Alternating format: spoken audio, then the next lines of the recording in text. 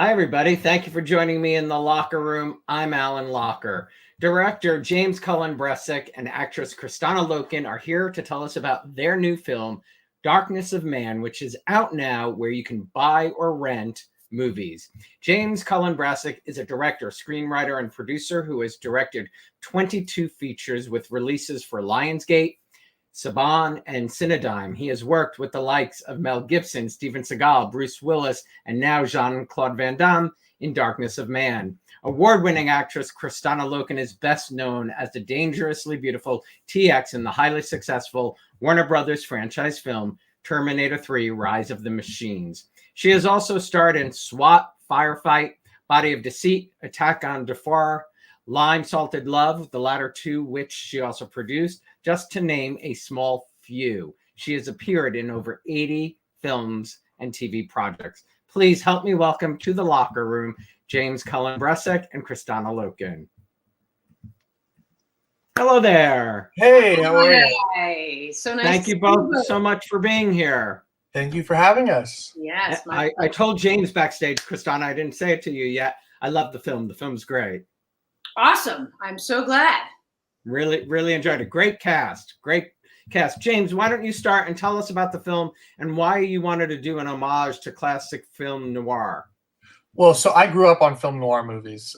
So, like Casablanca, The Big Sleep. Like I think we could see the noir movies I like by just the posters that are in his like little dingy Hollywood motel. But, I just grew up watching these movies and, stuff like Angels with Dirty Faces and really just, anything that, Humphrey Bogart was in. And so, I don't know. I just always kind of wanted to do something like that. And I hadn't really seen anybody tackle anything like that outside of like the video games Max Payne or like or Sin City, which I grew up on those comics as well, but that was like its own style. And I was like, all right, well, let's just do something like this. And weirdly enough, like the idea for like it being Van Damme, I know this is going to sound crazy, but have you seen the commercial where he does the splits on the Volvo? Like the two Volvos and like they're driving away from each other and like Enya's playing and like and and you could hear his voiceover like the most perfect splits. And I was like, he would actually have like a really smooth noir-y voiceover. And so like that's where it all kind of like came from. I love that. And he really does. Yeah. He really does have that smooth. Was it challenging doing the noir part of that in a film for you? No, I mean, yes and no. Like it's every film is challenging in its own right. But I had a wonderful and talented cast and crew that were all down for the cause. And so that made it so much easier. But like innately, like, once we nailed down, like, what does noir look like now? Like not black and white, like what is the colors of that? And like, finding that vibe, and basically spending more money than we should have having water sprayed on the ground over and over again to make everything wet. I think really kind of made it its own vibe from there. That's incredible. Kristanna, what drew you to the role of Claire? Well, I met the talented and wonderful James through a mutual friend of ours, a producer that I had worked with. And we had an initial chat about the film, and he pitched me the story and the genre with the neo-noir kind of aspect to it. And I read the script, and I really enjoyed it and liked the character. And then James is a wonderful collaborator. So he and I collaborated on Claire and really kind of made it my own. Of course, the idea to work with Van Damme was very enticing. So it was a great package all around. Yeah, with Kristanna and I collaborating on it, actually, the character wasn't originally a vet, and we kind of brought to it like the fact that she like worked with wounded animals and stuff, and that's kind of why she connected with such a wounded soul. And so that's something that like we developed together. That was never in a draft of the script pre Kristanna. So. I wanted to find a real inroad and important aspect into his vulnerability, which we really touch on in this film. And we get to see this side of Van Damme that maybe we've only ever seen in JCVD before. So Claire is really the heart of the film as it relates to Van Damme's character and really shepherding him through his emotional journey. That's a great way to put it. But I also love that you met through a friend, and that this is what comes out of connections in our world sometimes. Definitely. I'm blessed to have friends that know people. Talented people. People. Absolutely. Yeah, I mean, Hollywood begins to feel like high school after a while, where everybody knows everybody. It's like this whole 6 degrees of separation. Of Kevin Bacon, I think it's even less. It's maybe like 3. Yeah. So true. James, Darkness of Man is a story by you and Jean-Claude Van Damme. How was it collaborating with him on the story and having the opportunity to direct him? It's so crazy when we jumped on this interview, and in the very beginning you were listing out like Mel Gibson, Bruce Willis, Steven Seagal, Jean-Claude Van Damme. Like I have been unbelievably blessed at 32 years of age to have worked with some legends that I grew up with watching. And so I was just like a kid in a candy store. I mean, like literally, like, the fact that I was able to work with, some of these amazing people, I'm just truly blessed and appreciative. I mean, that's quite the list, of people. And Kristanna. And me. Seriously, but it's quite a list. But like some people get the chance to work with one. You've had all. Yeah, it's a blessing. I didn't go to film school. I went to movies, so I learned how to make movies from watching movies. And so like I have those pinch me moments when I'm on set, directing a scene, and I see somebody that I grew up watching or like watched when I was like learning how to make movies, and I'm like, and now they're in my movie. I'm like I remember watching Lethal Weapon and going, I want to wouldn't it be so cool to make a movie with Mel? And then like I'm sitting on set and he's talking to me, and then he goes in front of camera and I'm like, oh wow, I am making the movie with Mel. Or like Kristanna I saw in as the teeth in Terminator, but also in Blood Rain. When she was a redhead, I played those video games as a kid, so I had to go see the movie. I saw it in theaters the weekend it came out, at like the little theater around the corner from my house when I was living in Culver City. And like they had this like little theater where they used to show like all the movies, as well as where I saw the 8 Films to Die For and stuff. And I'm like, to go from like seeing somebody on a screen, and then they're on your screen, it's just a blessing. I love you saying that, from the big screen to your screen. It's your screen. You're directing the film. Kristanna, for you, what was it like working with Van Damme?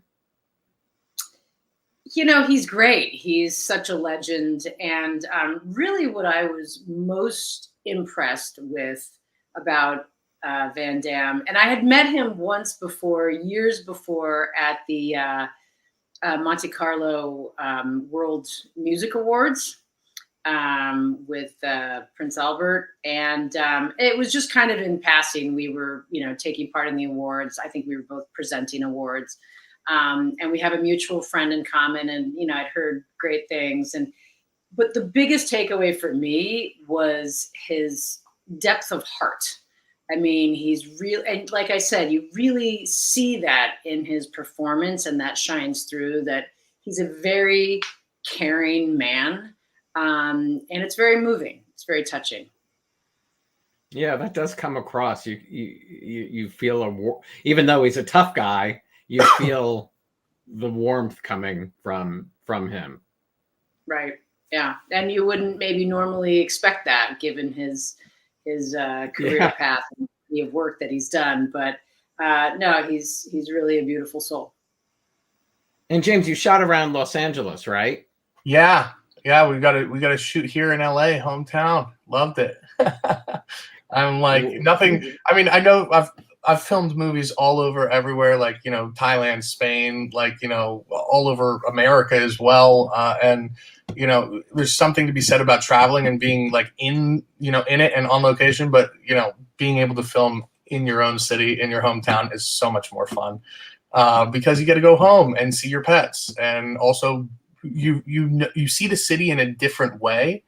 You know, when you're out of the country, you're like, oh wow, all these things, I've never seen something like this, and like you want to shoot it because it looks so interesting to you, because it looks so unique. And then, you know, here it's like, okay, I've seen my city 1,000 times. How do I make something that's mundane, you know, look awesome because I've seen it over and over again? And I think that's kind of interesting because you get to add like grit and grime to something that you know so well. So shooting here in LA was a dream come true. What was there a difficult night shoot or shot in Los Angeles, or your favorite shot? So my favorite sequence in the movie, which was difficult in its own right, but was the fight sequence that takes place outside of the car while Jaden and Spencer Breslin's character are inside the car. Because one, it was really complicated. We bought this van and cut off the roof and built a rig that would like slide back and forth, and so we could dolly in. Like we basically took the rig that they had. We'd seen pictures from the outside from Children of Men when they're doing that whole oneer inside the car from Children of Men. We're like, all right, we're going to build that into this car. So we cut off the roof and did all this stuff and created the sequence so it would loop around the car, because I really wanted to put everybody in the perspective of like Jaden finally understanding why this guy has been around him. So it was very important to experience that from his perspective. And so that I feel like really was a big risk and time vampire and money vampire, but it definitely, I feel like, paid off. So it's I was very happy with how that turned out. So yeah, that was amazing. That was super creative. It was awesome, and you felt like you were right in the thick of it. You do. That must be the exciting part for you, James, having grown up on movies and these types of movies and loving it, is recreating, like you just said, what you did, you know, being able to have that sort of sandbox to play in. Oh, it's for sure. I mean, I'm sure Kristanna could tell you, but I'm very kind of, I know it's a serious movie, but I'm very happy and giddy on set a lot of the time. I'm very silly. So it's I'm focused. Don't get me wrong. Well, that was my next question. I wanted to know, Kristanna, what he's like as a director. Well, I was just going to launch into that. I could give James various accolades and compliments, but the one that really is exemplary is his ability to communicate and to keep things cool on set and to stay cool himself. You know, even when things, as sometimes they do, don't always go the way we want them to.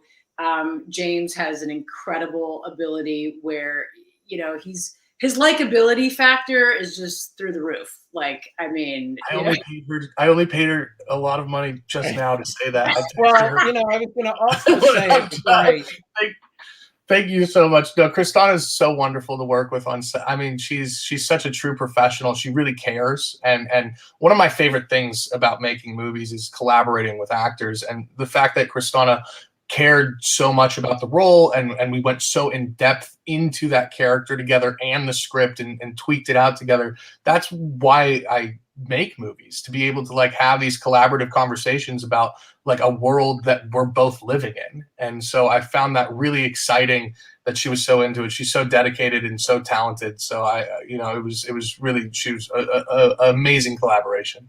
Oh, thanks, James. Yeah, well, it really says a lot. Well together. Yeah, coming from Kristanna, who's done over 80 movies and TV shows. James, you said early you've been going to movies. That's what you didn't go to school. Did you always have a camera in your hand?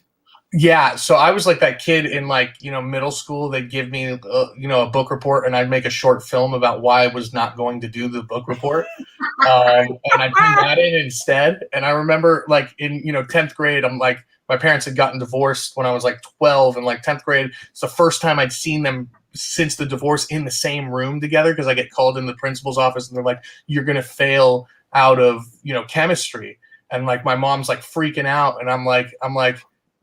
I knew it was serious, but I'm like, don't worry, Mom. I'm not going to need chemistry when I'm making movies.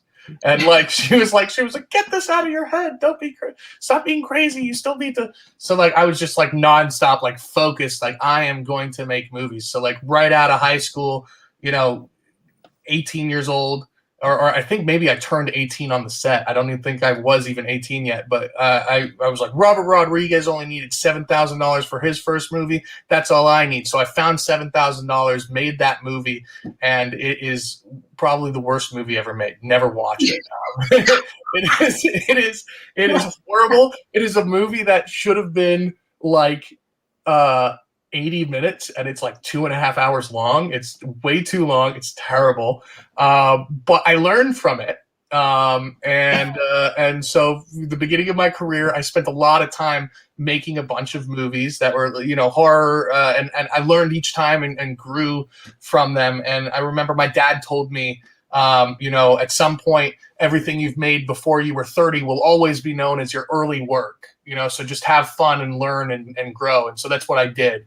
And so, post 30 years old, I've only made 3 movies, but before I was 30, I made 22 movies or something like that.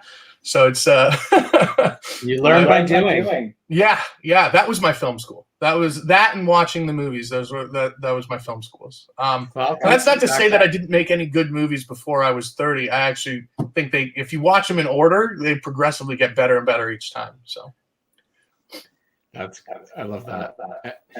And we'll talk about some of them. Kristanna, you started out as a model. Talk about modeling and what drove your transition into acting. Well, actually, I started acting first. I started on As the World Turns when I was 13 years old. And there I am, actually in my dressing room or makeup trailer or something on As the World Turns.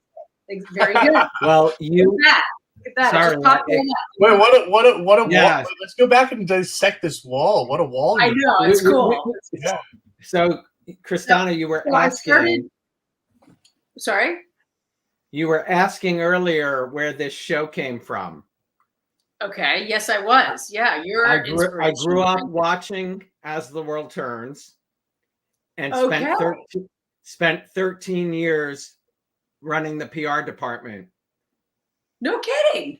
Yes. Wow. And were you there when I was on the show? I was not. Okay. When the pandemic hit, I was laid off, and I thought maybe I should call some friends to see if they want to cheer people up at a very dark time in our country. And that was the impetus. And the first show I did was an As the World Turns reunion with cast members. Wow.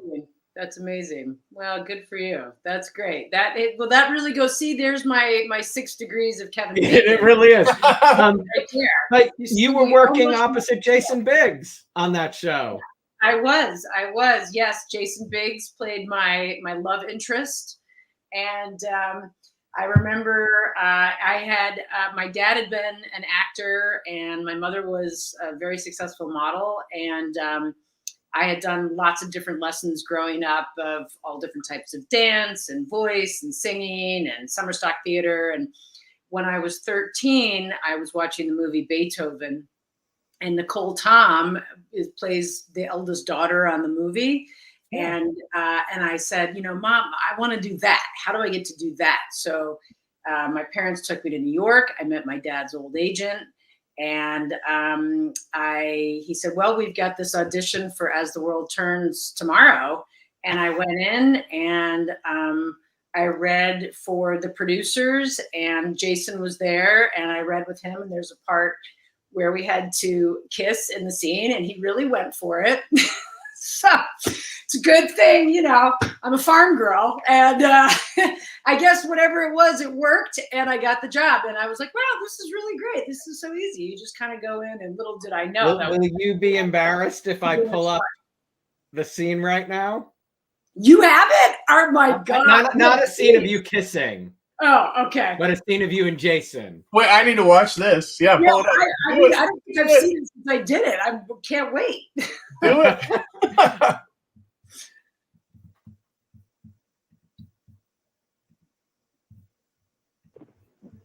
What is, like, the store of the parent or something? Is that the joke?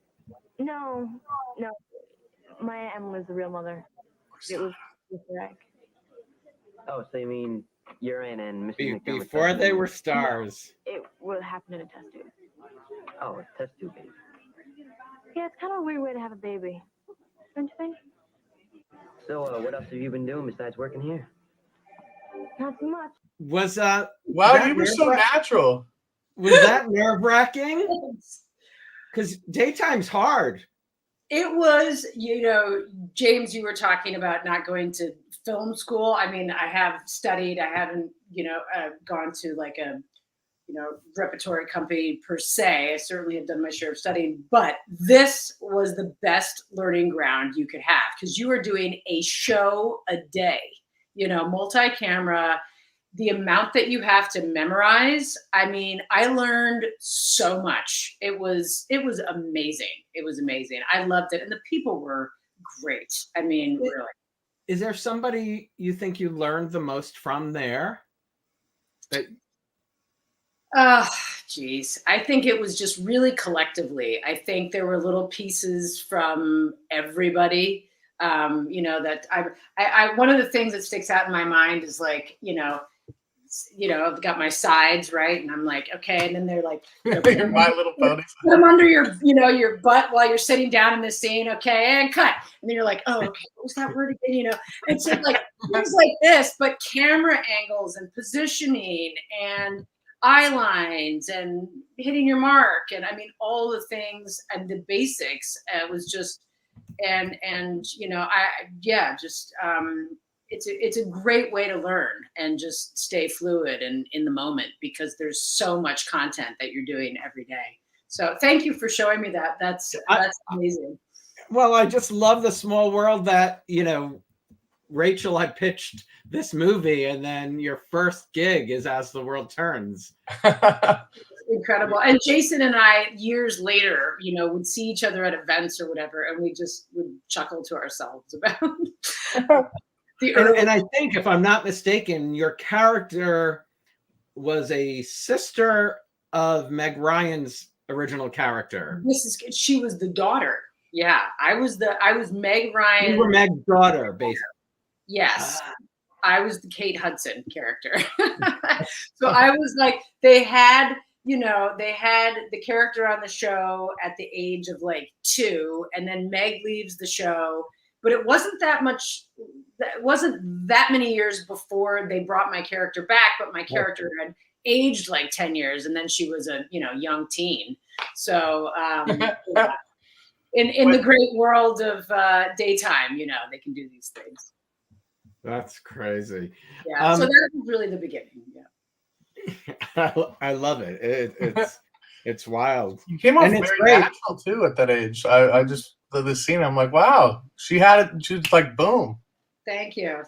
No, you know, it's funny too, because then I came out here. So I'm from upstate New York. My parents had a fruit farm there, and then I lived in the city for a number of years, and I had auditioned for a job in New York that was going to be filming in LA.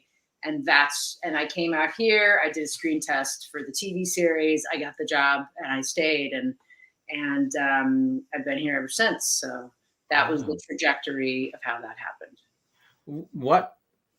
Tell me about this fruit farm. Yeah, the fruit farm. So the fruit farm, we were the largest peach growers in the Northeast. It was called Love Apple Farm. They ran it for 43 years. They had a big gourmet roadside market, bakery, petting zoo for children.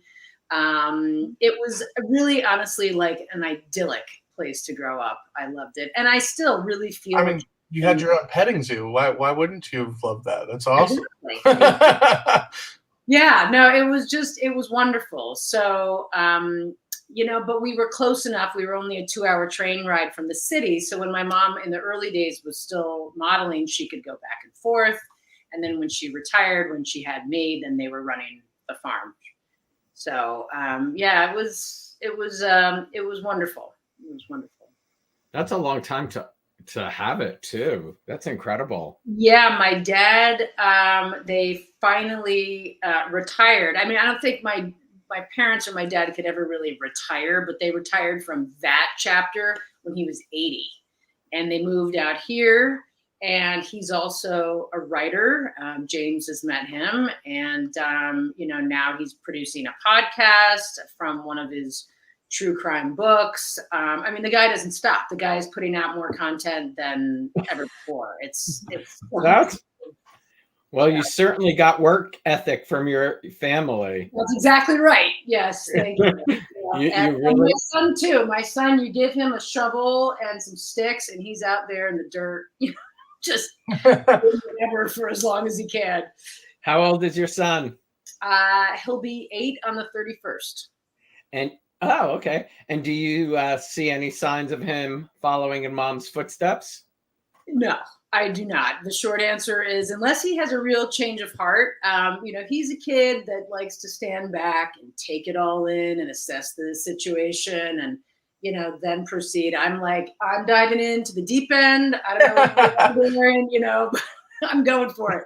So, yeah, he did get up on stage and do and participate in his school play. He was reluctant at first, but, you know, they gave him, I think, you know, one group line that he could manage. So he was able to handle that. But it was really fun to read his script with him. And then I loved it when I was reading the other parts and he was giving me direction and notes. Oh, so maybe he'll end up being a writer or director then. Maybe, exactly. Maybe he's very good at directing, actually. He's like, no, I think it should be more like this. And, you know, you got to say it like this. You know, and he'd like try to give me a line reading. It was really funny.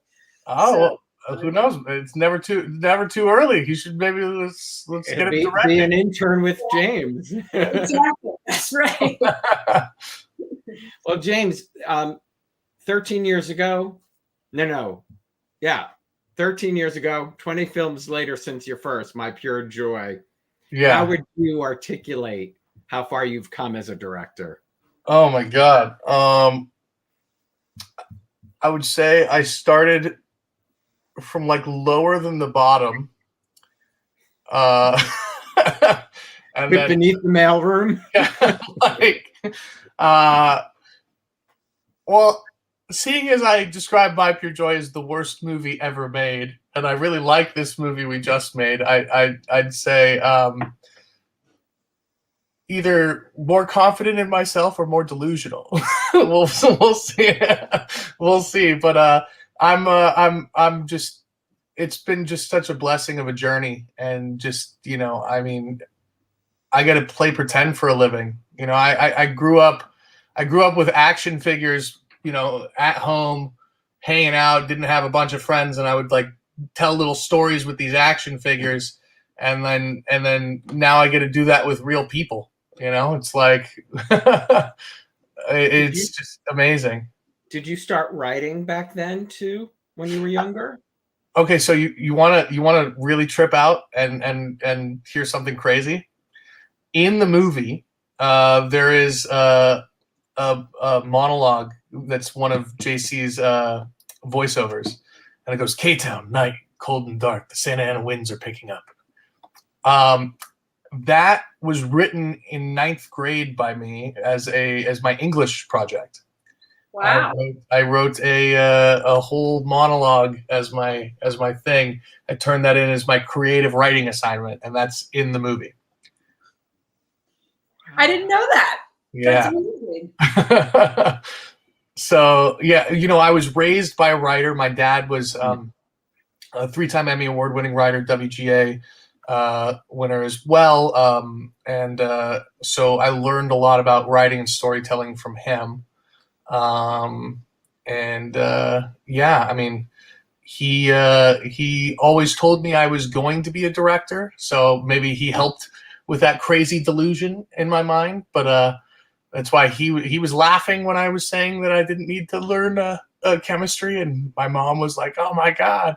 But you know, it's I think it's all worked out somewhat, and again, I'm just truly in awe and blessed that I get the ability to do what I love. Will Well, you I just share? want to say something. I'm sorry, but Yeah, go right ahead. I too, James, was the kid in math going like, I'm never going to need this in life. Like, explain to me, please, why I need to know algebra. Yeah. Still don't need. God bless all those people who are great in math out there. But I think you're incredibly humble too, James. And I just want to say, I see greatness in you and brilliance.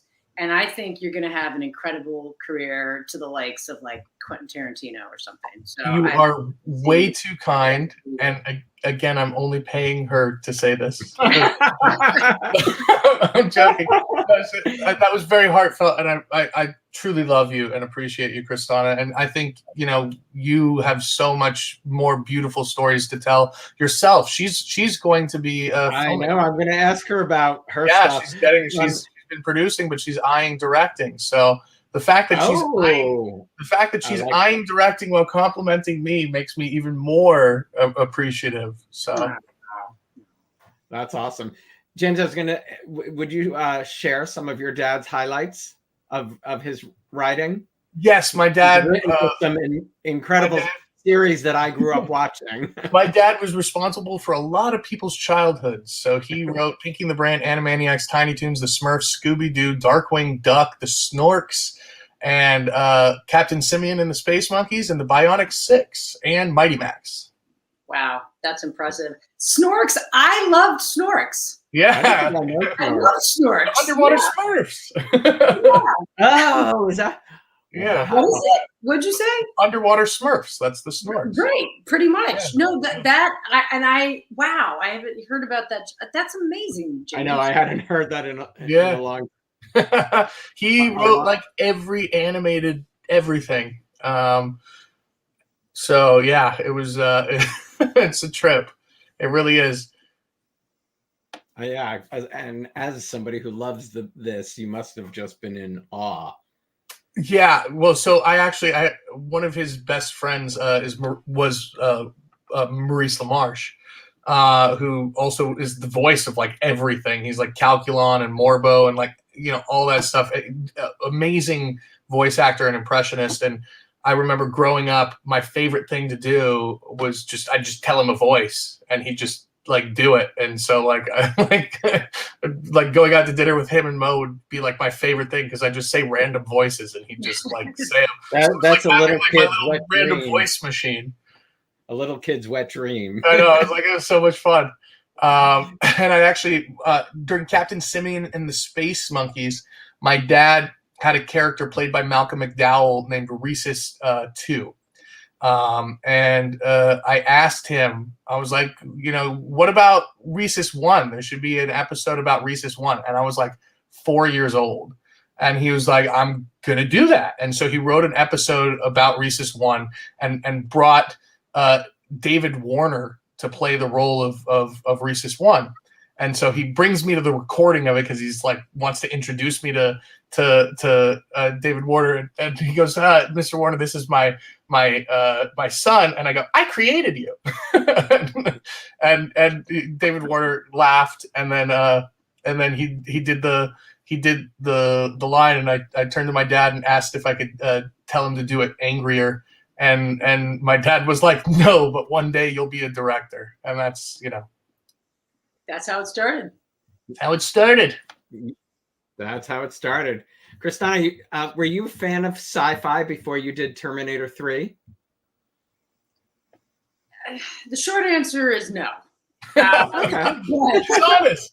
You don't need to be. You don't need to be. But there is a caveat here. I was mesmerized by Robert Patrick in T2. Like, I mean, like I couldn't look away from the screen. And it's not my go-to genre, but his performance stuck with me on such a level that when the audition came around and I heard they were casting a female Terminator, I'm like, oh, I got this. Like, I know this character. Like, there was something about it that spoke to me.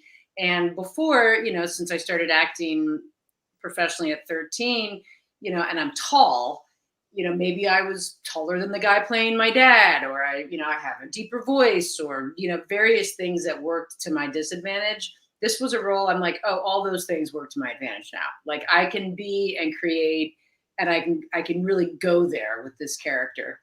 And so when the audition, plus I'm you know, I have a dance background. I'd already done Mortal Kombat and other action type, you know, films, etc. So learning choreography for me in stunts was much like learning dance choreography, except different body positioning. Mm-hmm. So it was a very physical audition. It was a lot of running, jumping, standing, looking, getting up. And it just seemed to be the right fit. And I heard that they saw 20,000 women for that role. Wow. Did they make you run into heels in the audition, or was that something that... It's a great question. I seem to remember not running, but walking, doing the walk. And then, of course, I really worked on that walk and everything with the mime coach that I worked with. But I did train in heels, sprinting after that. And I did that at the UCLA track one day with my Krav Maga coach. And I just remember the students, and at that time I was college age, you know, so they were just kind of looking at me like, who is this person and this coach? And like this guy just kind of like jogs past me and he's like, man, your coach is cold. But I did learn how to sprint in heels. Yeah. That's one of those things that, like, when you see as a kid, like, you're not like, that's crazy, but like as an adult, now that like I've like know like grown adults that have been in heels, I'm like, that's insane that you were able to do that. Yeah. Like as a kid, you're just like, oh, she's just running. As an adult, you're like, wait, no, she's running in heels. That's crazy. Yeah, completely on the balls of my feet. I'm like, I've gone on dates where girls don't want to wear their heels for more than like, you know, 5 minutes, and they're like, oh, these, like they want to switch to flats. They take their shoes off. I know, exactly. I'm like, it's like, no, she just went around running miles in heels. That's it. Were you aware that you had to go into all of that on the audition? Like, did they prepare you that you'd have to be physical, or did you? Yeah, I was pretty much prepared for anything. And I was ready for whatever they were going to throw at me. And I think it was it was maybe 8 auditions, like 8 callbacks. Wow. It was intense. And the group of women kept getting more and more narrow. And the clothing kept getting tighter and tighter and tighter. I remember after the final audition, and then I started, because the Olympics was on that summer, and I'm like, oh, I'm doing my own Olympic training for like, even before I got the job, I'm like, I am in it. It's 100 degrees outside. I'm going jogging. You know, I was just whatever, you know, like dedicated, whatever it took. And that last audition, when I walked out of there, my parents were visiting from upstate New York, and we went out to dinner at La Logia, James. Yes. Yes, that place has been there for me through many things through the years. And it was just like, I had a good feeling about it. And I was on my horse. I'm an equestrian with a girlfriend of mine. And I got the call a couple days later. And Jonathan Mostow, the director, said, are you ready? Because your life is about to change. I did. And was he right?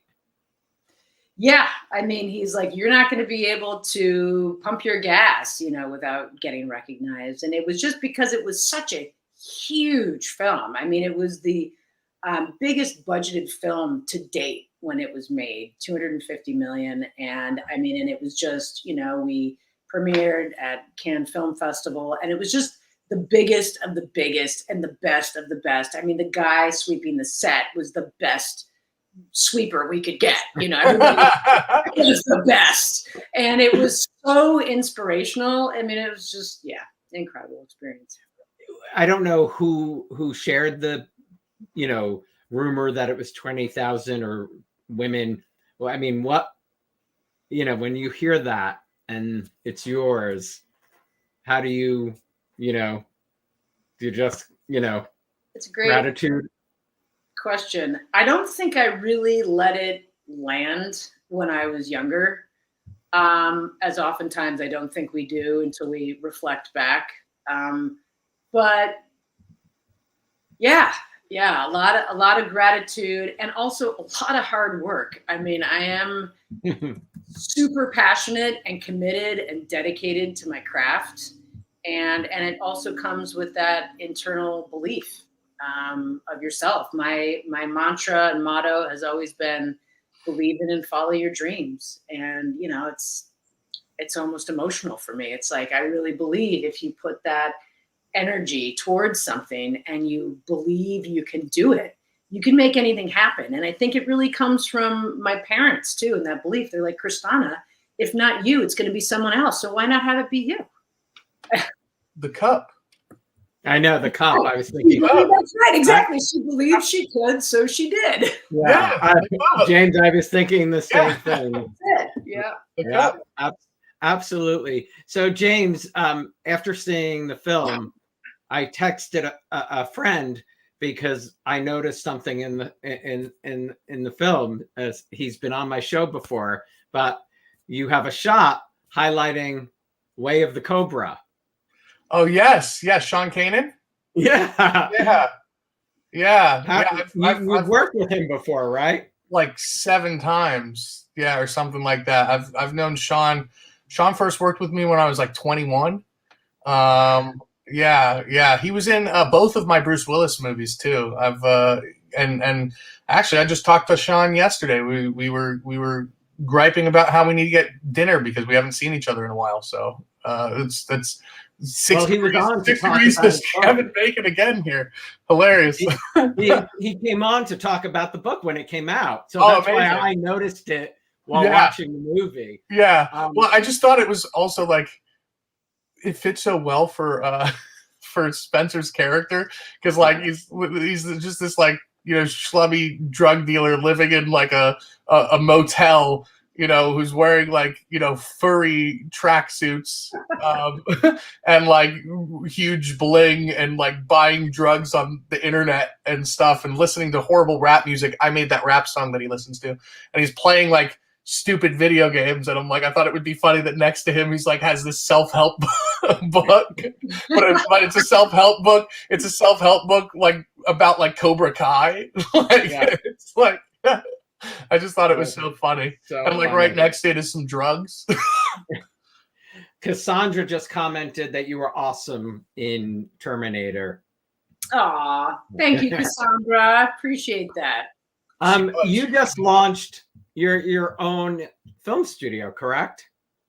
Yes, I have a company, True Entertainment, and we are right now just launching into the festival circuit with our first feature, Vice and Virtue, and which I'm also in.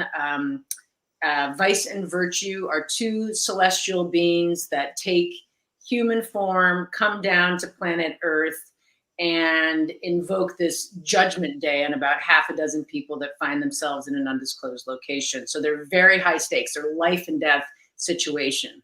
So over the course of this evening, we find out about these people, why they're all there, and the unraveling of their choices that got them there. So much like you were saying, James, like the guy's got the self-help book or, the drugs on the table.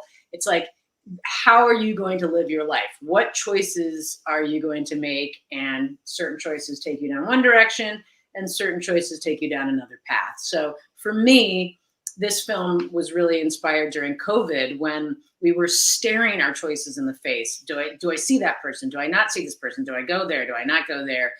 And so anyway, that was the inspiration behind Vice and Virtue. And then, of course, having my own company, as James can attest, is just, it feels like the natural progression to really being able to create and do the films that you want and have the freedom to do it. I mean, with this project, Vice and Virtue, I mean, I was calling the shots and we were all saying it was like, this is our art project. We could do and create what we wanted. And we didn't have anybody telling us, no, you can't do that, or you can't say that, or you have to hire this person. Or so it was very freeing and liberating. Did you always know you would like to do this, or did something prompt you to launch? I think, you know, I've produced other films in the past, probably on a creative level, probably about half a dozen. So it just felt, and a TV series I did, Painkiller Jane. And it just felt like the right next step. I mean, I think if you're in this business long enough and you have your eyes open, you want to try out other things. You want to do more. I can always tell as like a director, when I'm working with actors, like if they have that like bug to like do, you know, the other stuff, and you know, the level of attention to detail that Kristanna has, and you know how much she actually like analyzes the script and asks questions beyond just what affects her character, and the interest that's there in the actual process of filmmaking. It was obvious to me that she would want to go and start making movies, you know, herself. It's, you know, I think that's, it makes sense. I mean, it's when you care that much and you're that invested in love with the creation and process of filmmaking as a whole, outside of just your character, you know, that's what makes filmmakers. That's what makes people want to tell stories. And Kristanna is a storyteller. Oh, thanks, James. Yeah, it's really the collaboration piece that is exciting for me, and to really get in there and dig in and really ultimately make the best product that we can through everybody's input. Oh, that's a great idea. Oh, maybe we can do that. Or, you know, so you become kind of like the conductor, you know, of the symphony a little bit, with all these wonderful pieces peppered in. So yeah, it was super awesome to find someone like James, who's such a great collaborator. And, you know, I think it's when people really get big egos that it works to their detriment, and they get in their own way. Couldn't agree more. I feel like film is a living, breathing thing. It's a collaborative medium. And so like, you know, I hold a firm philosophy that, you know, a good director, you know, doesn't have to always have the best idea. They just have to recognize a good one.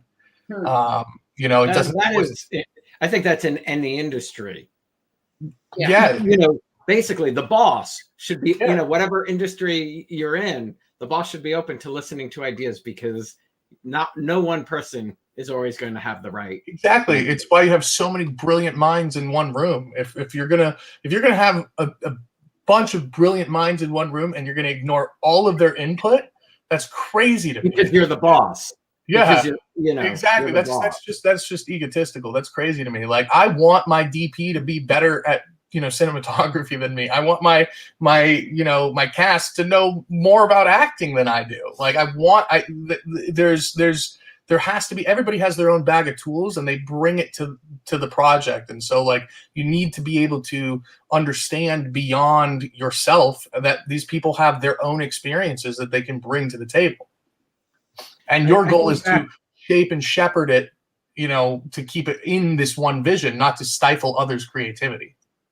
Well, like Kristanna, you know, your first role on As the World Turns, you were in that environment, you know, where there's so much going on around you to watch, from the directors to the other actors. You learn, and you know, if this is what you want to do all with your life, you're just absorbing that. If you're using those opportunities that you were given, and it seems like you've used every opportunity to take it all in, and now here you are launching your own company.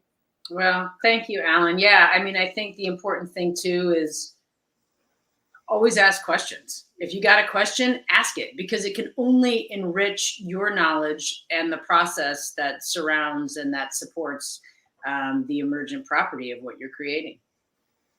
Yeah, absolutely. Do you have a dream collaborator? Well, James, apart from James. I keep paying her to say this. It's true. It's true. I look forward to our next collaboration together because we did work super well together, and that's not always easy to find. You know? But when you do find that, you're like, oh, we got to do this again because it was so great. You know, my dad has really been an amazing collaborator. I mean, James and I were talking about this the other night. We just, you know, we both had creative fathers and just bouncing ideas. And, you know, he's really kind of my bullshit barometer, I guess you could say too, for good, bad, and otherwise, you know. And so, you know, at 92, the wealth of knowledge that he's created and imparts on me is there's no value to it, because he's just, I learned so much from him. So yes, collaborating, his vision is like, he's on the other side of the playing field and he's going, yeah, you know what? That's not really important. Or, well, maybe more of this or less of that. And so it's very inspirational to, I guess, be his daughter. I'd love to work with Helen Mirren. I'd love to collaborate with her. Like dream other people in the business. Yeah, Helen Mirren, I'm a huge fan of hers. I think she's had and continues to have the most incredible body of work back in the days, and the, you know, teleplays at the BBC to Prime Suspect to, you know, her current work, The Queen. She seems wonderful too. And did you watch her on super humble? Yeah. The Taylor Sheridan show, 1880 something, playing Harrison? No, I haven't seen that yet. Yeah. That's even in a TV series, phenomenal. James, Hate Crime is a film you directed, that which continues to be banned in the UK. You said about the film, as a Jewish man and a victim of anti-Semitic hate, you made a horror film that depicts the very thing that haunts your dreams. And what year did you make that? So I made that. I made it in 2012. So I was 19 years old, and I wrote it with my Jewish writing partner, actually, Jarrett Cohen, and we both were just like, you know, what's scary, and then we were like, well, I was like, I said, hey, this is what I would be afraid of. And he was like, I'm afraid of that too. And at the time we'd been seeing online, you know, like tons and tons more like anti-Semitic, you know, hate crimes going on. And that was a fraction of what we see today. So it's, and at the end of the movie, it says, you know, every year hate crimes rise, like the amount of hate crimes that are going on rise, and hate and prejudice still exists in the world. And I think, like, you know, the horror movies are, you know, very allegorical and shine a light on things that we don't really want to talk about. I mean, like, you know, you look at a movie like, you know, I Spit on Your Grave, you look at like any of these horror movies that were made, you know, in the 70s and 80s, what they did is they shined a light on things people didn't really want to talk about or look at. Like, even look at, you know, the message that's in Night of the Living Dead, you know, at the end of that movie. You know, the hero of the movie, after, you know, not to give away a spoiler, but it's been 70 years or something, so I feel like if you haven't seen it yet, but you can spoil at that point. Yeah, but at the end of the movie, you know, he gets shot by the police, not because he's a zombie, but because he's black, and we just seen him saving everybody. So it's, you know, like that. These things in horror movies, they shine a light on different things. So that's what I was trying to do with Hate Crime, and I made it visceral and intense, because that's what the emotion I was experiencing at that time was. And, you know, it's we live in a world where people don't like to have the uncomfortable conversations of what's going on. They just want to avoid it. And so that's kind of, you know, what made me make that movie at that time. 12 years ago, which is scary, you know, but here we are where it's Worse now, so yeah. It's way worse worse. now. You're Jewish Worse. yourself, yeah. Yeah, I certainly am. I certainly am. Kristanna, next month is Pride Month, and you spent some time on the L Word, and I'd love to know what that experience was like, because that must have, because that has somewhat of a cult following. Sure, yeah, it does. It was a really interesting experience to be on that show. I mean, ironically, I was just talking about that with some friends the other day, and I came out myself as being bisexual. You know, I have a lesbian sister, and she just said, you know, be true to who you are, and then it's a non-issue. So I didn't even really think it was a big deal. Once again, like jumping into the deep end. When I'm like, oh yeah, I've had relationships with women and men, and you know, and then it was like, oh, this is kind of a bigger deal than I thought. You know, me talking about my sexuality, and that was already, my gosh, like, I don't know, 2005 or whenever that was. So The Advocate ran a cover story of me smoking Loken with me. Is that what it said? What? Did it say smoking Loken? It said smoking Loken, yes, in a white beard with a cigarette. Yes, the whole picture was painted there. Yeah, on the cover. And they're like, the next day, they're like, the L Word wants you to be on their show. And I'm like, oh, okay. So it started on that trajectory with the L Word. And so my sister filled me in with, she was watching the show. I had never seen the show, but, you know, it was a pioneer of its kind. And I really appreciate that. I mean, for the first time, we were seeing, you know, normalized same-sex relationships on TV. Of course, they were slightly more glamorous, but, you know, and, you know, these were real women having relationships in real life situations, dealing with children and schools and what are the other kids saying. And so I was very honored to be on a show that really celebrated loving whom you choose, and also a cast. I think there was one man on the show. It was all women. You know, a lot of the crew and heads of department were women, and so yeah, I think they did a great job with it. Wow, that's incredible. I love that it came from the Smokin' Loken cover. Yeah, there you go. Mean, you know, I love that though. You had such interesting, you know, leads to your jobs, connections, which is really, you know, I think speaks to who you are too. Oh, thank you. Yeah, I think I'm just unabashedly Kristanna, whatever that means. James knows. Kristanna Loken? Well, James, since this is you know, your film and you directed it, who are some of the directors you have admired? Well, I mean, I can't even start without saying Martin Scorsese. You know, I mean, the man is mind-blowingly amazing, and has made some of the best movies ever made. Stanley Kubrick, Quentin Tarantino, Robert Rodriguez. My favorite director is Park Chan-wook, who directed my favorite film of all time, Old Boy.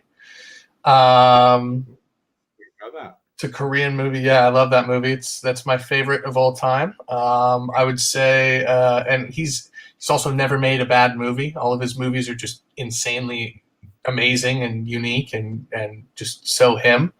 I would say that beyond that, you know, obviously Alfred Hitchcock. I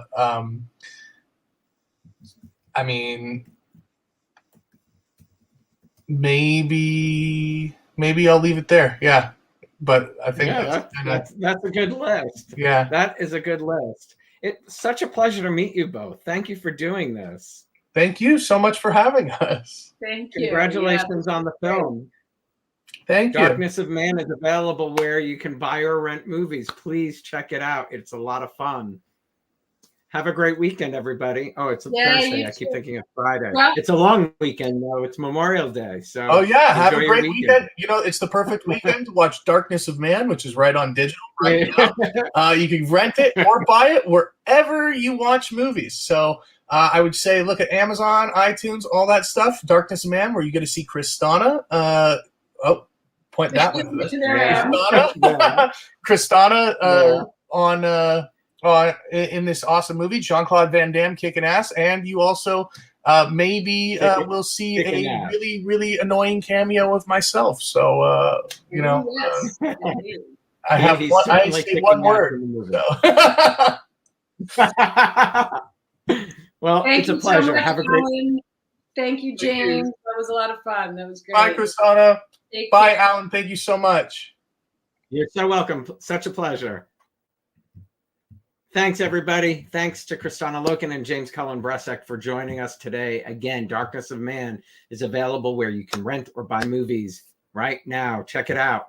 Please join me next Wednesday, May 29th at 2 p.m. Eastern, when writer, director, and co-founder of the Renaissance Theater Company, Donald Roop, joins me live to discuss his critically acclaimed original musical From Here, coming to New York City for this summer for a 6-week off-Broadway engagement. From Here is based on the Pulse nightclub shooting in Orlando. If you haven't yet subscribed to my YouTube channel, you can do so down below. Turn on the notifications for reminders of all upcoming shows. And if you liked today's episode, which I hope you did, click the like button. And remember, you can stream audio versions of The Locker Room by searching The Locker Room on your favorite podcast app. Have a safe Memorial Day weekend, everybody. Thank you for joining me, and I will see you next week.